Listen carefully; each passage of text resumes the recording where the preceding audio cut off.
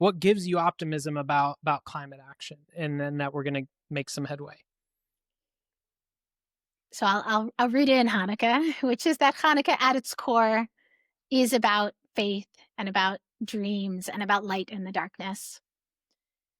In the Northern Hemisphere, at least, we're in a time of long nights. And so the power of lighting candles in the darkness is something that I always find heartwarming. And there's a famous teaching from Rabbi Hillel from about 2,000 years ago from the Talmud that basically he wins an argument about how to light the Hanukkah candles. He says we should start from 1 and move up to 8. We should grow our light as opposed to starting with all of them and moving down. And that idea of increasing in light, of growing our light, is one that I see again and again in our climate work. I see it when I go to Dayenu circle meetings and when I gather with activists in Massachusetts. I see it when we gather people to do learning together, and the number of ideas generated is always richer when we're together. I think for me, I really draw hope in the, as Rebecca Solnit would say, active hope in the examples that I see across the movement, in the Jewish climate movement that Dayenu is building, and with many different partners and in coalitions, ways in which people are really drawing on the solutions of this time and staying focused on what is possible, what we can achieve when we work together, and how we can best support each other and show up for a more climate just future. That's I'm awesome. grateful to this movement for all the hope that it has given me. Hey folks, welcome to a special episode to kick off season 3 of the Ecosystem Member Podcast. If you're new to the podcast, welcome and thank you for listening. We're excited to have you and share these conversations we've been having with amazing folks about their relationship with nature and how it influences their life and or work. We usually release our episodes on Wednesdays, but you're getting this episode just a little bit early because I wanted to highlight our guest at an important time in their work. Our guest for this episode is Rabbi Laura Bellows, the Director of Spiritual Activism and Education for Dayenu, a Jewish call to climate action. I first came across Dayenu through Sammy Roth, the journalist, and his excellent LA Times Boiling Point podcast, which you should definitely check out if you haven't. Dayenu is an organization that recognizes that the climate crisis is not just an environmental, economic, and racial justice issue, it is an issue of the soul. Rooted in Jewish history and experience, teachings and tradition, as well as faith and song, Dayenu offers pathways for Jews and Jewish communities to confront the crisis with their hearts and eyes wide open, acknowledging feelings of fear and anxiety, but hopefully cultivating a sense of hope and then translating that hope into courageous action. It felt only appropriate to release this episode at the start of Hanukkah, a time of the year that centers on enduring optimism and increasing the light in the world. Our last episode with Zen teacher and author Susan Murphy Roshi was by far one of our most listened to podcasts from season 2, and with Pew Research estimating that about 75% of the world identify as religious, there's absolutely no way really for us to have this conversation about climate action until we recognize the role of faith and spirituality that creates community and strength and may spur some to action for literally billions of people around the world. Jewish or not, this episode with Rabbi Bellows sheds light on the connection between Judaism as a religion and culture and nature. We talk about some examples of that, like Judaism being an earth-based faith, how faith can help with climate stress and anxiety, and how faith can play a role in acknowledging and addressing the intersectionality of the many crises that we face today. It was a privilege to get to chat with Rabbi Bellows, and I hope you enjoy this episode and bring to it your own open heart and open mind. This is, though, just the start of season 3. Some of the amazing folks I've already recorded episodes with for Ecosystem Member include Emmy-nominated storyteller Baratunde Thurston, world-renowned chef Ben Shuri of Attica in Melbourne, and biodesigner Paula Caminha Iris. So make sure that wherever you listen or watch this podcast, please subscribe so you don't miss a single episode, because these folks are really inspiring and doing some amazing work in connection with nature. And always, if you enjoy this episode or past episodes, please leave us a review on your favorite podcast platform or just give us a thumbs up on this video on YouTube. It all really does actually help people find the podcast. So without further delay, here's the first episode of season 3 of the podcast with Rabbi Laura Bellows, the Director of Spiritual Activism and Education for Dayenu, a Jewish call to climate action.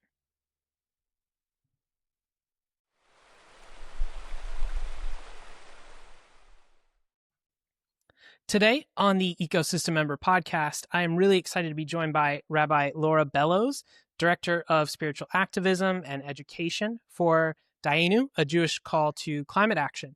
Thanks for joining us today, Laura. Great to be here with you. So before we get into some of the specifics about the work that you do, I always ask our guests how they think about or define their own relationship with nature. It's a great question. I am deeply connected to the natural world where I live in the Northeast. The seasonal cycles are a huge part of where I find spiritual meaning and joy. I also love hiking, kayaking, walking with our dog, and just getting to be out in the world is something that helps me think anew about the world and really approach it with a fresh perspective. I find it's a common theme of it being a source of renewal for folks. Mm-hmm. So what is the sort of, I guess, Jewish texts, the, Jewish religion and culture, what does it say about nature? Does it have instructions? Does it have inspiration? Does it pull from nature? Is it kind of disconnected? Where's that intersection? Judaism is an earth-based tradition. It is deeply rooted in the seasonal cycles. Every one of the Jewish holidays, just about everyone, have a connection to agricultural cycles, seasonal cycles, as well as religious and spiritual themes.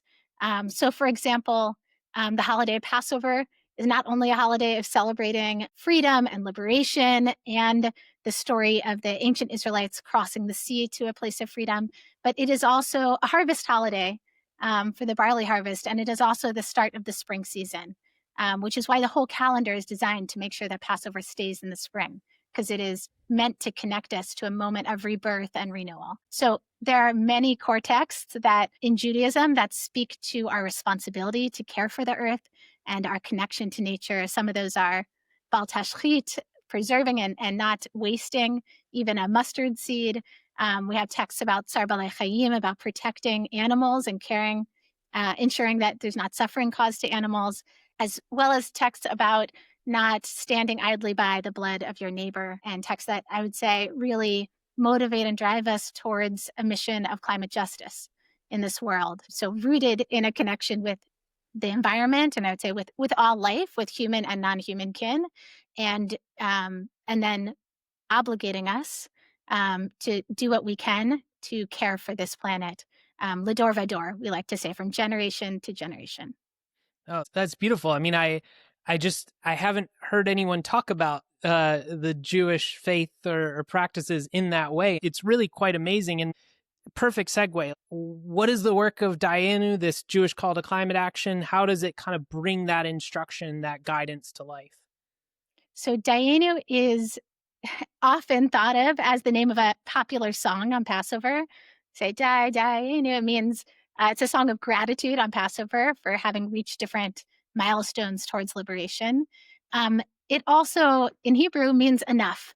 So Dayenu was founded 5.5 years ago or so by Rabbi Jenny Rosen, and it is intended to be both a nod, the word enough, both a nod to, hey, enough already. We need climate action now. No more delays, no more avoidance. We need bold and effective climate action at a systems level. And enough. We have what we need. We have enough.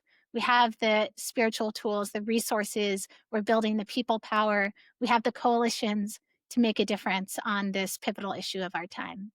So that is where Dayenu's name came from.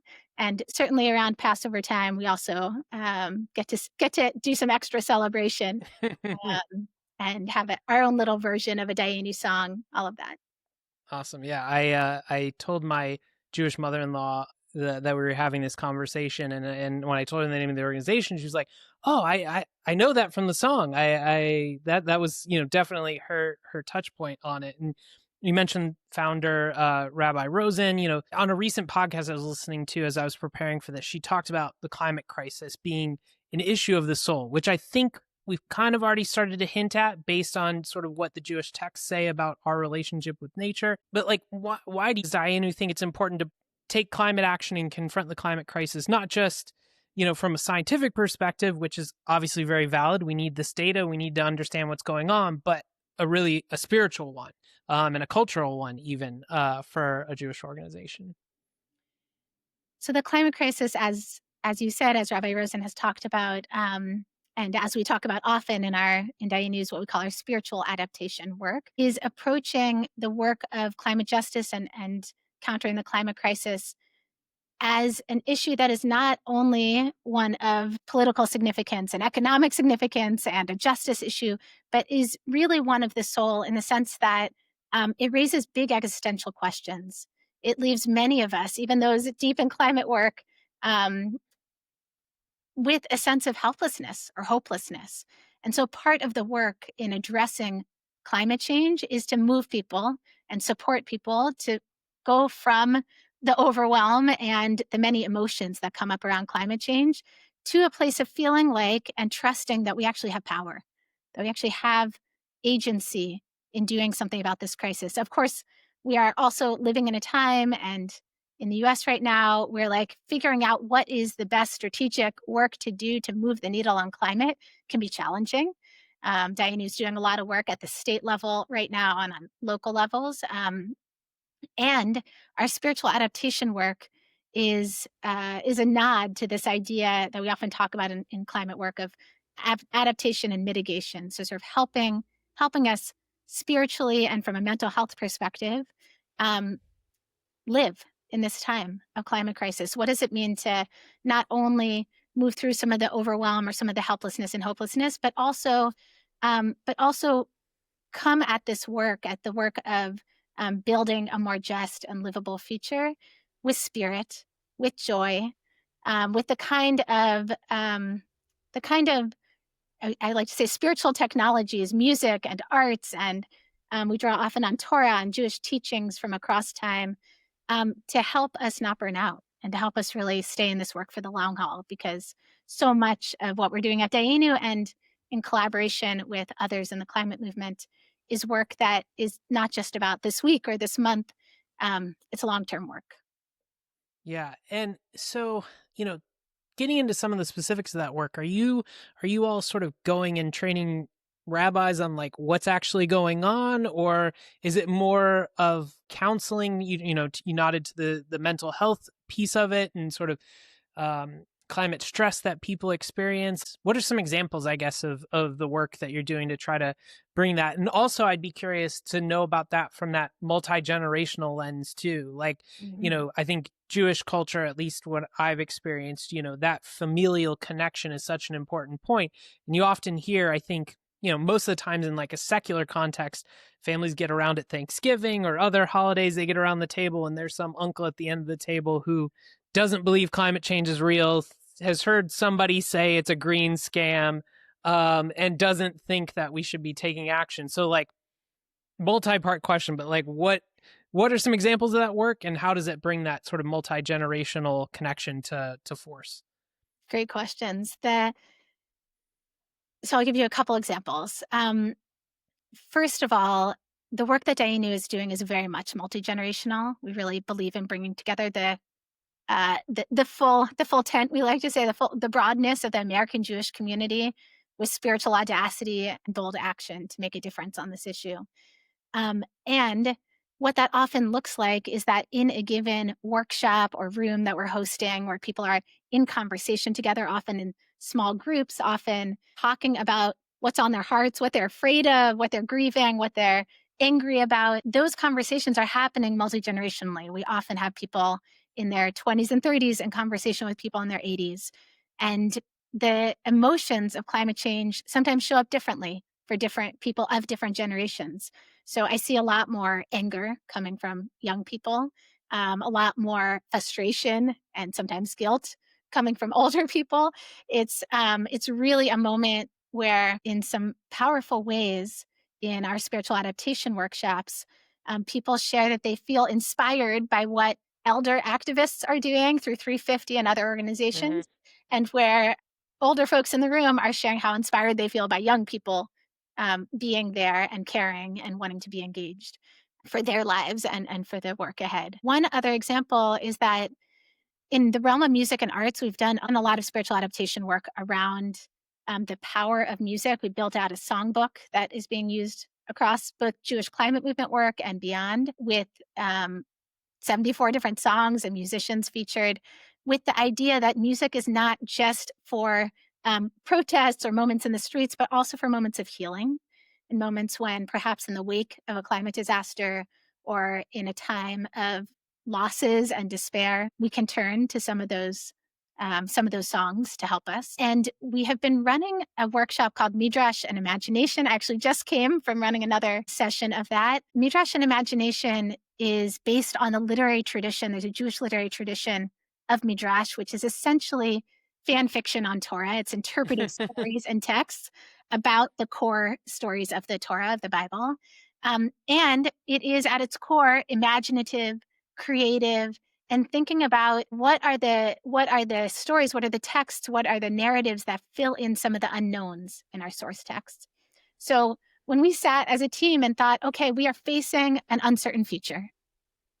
It could contain many different climate possibilities. Many different worlds are possible, not only the dystopic ones, but the ones that we could help build, that are the ones we want to live in. We thought we need some spaces for people to really imagine, really flex that muscle, because I do think imagination is a muscle, to help us tell the story of where we want to be going so that we can then work towards that, right? If we can't tell the story, not just of where we don't want to go, but where we do want to go, how are we going to get there? So Rebecca Solnit writes about this. Dr. Ayanna Elizabeth Johnson talks about this. Many different thinkers of our time are talking about the power of storytelling and the power of imagination. And in our Midrash and Imagination workshops, we've been harnessing creative writing, looking at a Midrash, at a story about a text in the Torah, often about a pivotal moment, like the Israelites crossing the sea, and paradigm shifting kind of changes like that, to think about how do we step through the journeys, the seas, the transitions to a green energy future of our time. What does that journey look like? How do we bring joy with us? What are the things that we are grieving or mourning, and how do we do this work together? Has it been, I guess, easy or hard to sort of get people to fill in the blanks, imagination, sort of storytelling? I sometimes think of, in popular culture, there's sort of the doomsday people, or the rapture. There was that rapture TikTok thing a couple months ago. They were like, rapture's going to happen on this day. And the text, their religious texts say, this is a sure thing. And so oftentimes I think sometimes religion can be reassuring to people because it gives them something definitive. And the work you're doing helps fill in some possibilities, but it doesn't give people an answer. Like, are people okay with that? Is that is something for them to easy to wrap their head around, that they have a role in filling in what the future looks like, I guess? So it's not easy work. Well, it's not easy. And I say that from a place not just of not that the work of spiritual adaptation at Dayenu isn't easy, but the work of imagining the world that we want is not easy, because we are so steeped in the narratives and the images of dystopic futures and of the world as it is. We're knee deep, waist deep, I don't know, neck deep in the world as it is. So how do you step back from the status quo long enough to really think outside the box, think beyond the status quo that we're in, and tell the story of the future that we want, and then the narrative of how, with struggle, with whatever it took to get us there, how we're going to get there together. I'll just say that there is a long tradition in Judaism of, I would say, flexing imagination and of storytelling. It is very much a tradition that passes stories from one generation to another. And the holiday cycles, there are lots of holidays, and the holiday cycles also anchor us throughout the year, in moments of gathering and of community building. We're approaching Hanukkah, we're almost there. And Hanukkah is also a time when we talk about the resilience of ancestors and miracles. And it's also a moment when, in Dayenu's work, we're talking about dreams. How do we help people cultivate a sense of dreaming, a sense of imagination, and do that from a place not just of being like, great, imagine the world of the future, when we know that it can be so hard to get there, but also providing spaces for people to process some of the grief, spaces for people to work through some of that, to essentially free ourselves up to be able to imagine. So a lot of this work is inspired by and we've been learning from something called the Work That Reconnects, which was founded by Joanna Macy. And she really, Hmm. um, part of her philosophy and teaching, um, may her memory be a blessing, was around helping people ground in gratitude, honor our pain for the world, like make some space for that grief, to then be able to envision new possibilities and move forward in that work. So our spiritual adaptation workshops are based on that arc, and we've been going deep, as I said, into that possibility thinking. I kind of want to zoom out a little bit. We've got sort of this poly crisis, like everything's falling apart, around us. It's not just climate change, it's what's AI going to do for jobs and livelihoods, it's kids and social media, it's the manosphere, it's like one thing after another. And I've heard people speculate that, because especially in the US, there's been a disconnection, I think, from traditional spiritual engagement. Oddly, there have been some research that people say they are spiritual, they're just not religious. Do you think there's sort of, I guess, like a connection between this like decline in spirituality, or maybe even the connection to the more formal religious structures, and like our inaction on the climate crisis and maybe some of these other issues? But if we had these tools that you're talking about to help us imagine this future, and we had it grounded in some sort of passed along text, multi-generational text, do you think that might get more people to act on, climate or some of these other things? I think that one of the things we can do to be most powerful as a climate movement and as a Jewish climate movement in this time is, as Bill McKibben says, to be less of an individual, is to actually build movements, build power.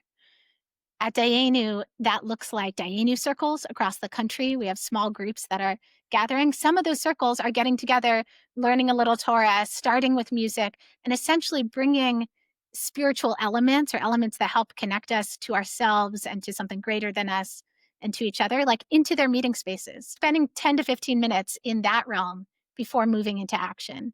One of the things I've heard from Dayenu circle leaders and also from people at our spiritual adaptation workshops is how much they value having the connection between the spiritual and the, I would say, spiritual care, for activists, for leaders, and even just for like, I don't know, everyday people who may not consider themselves activists, how much they appreciate the pairing between that and activism and taking action on climate justice. It also is something that, I'm thinking of the students who showed up at our workshop, on a campus in Manhattan a couple weeks ago, who like, they care about nature, they care about the world they're living in, the world their, maybe future children will grow up in, the world they'll inherit.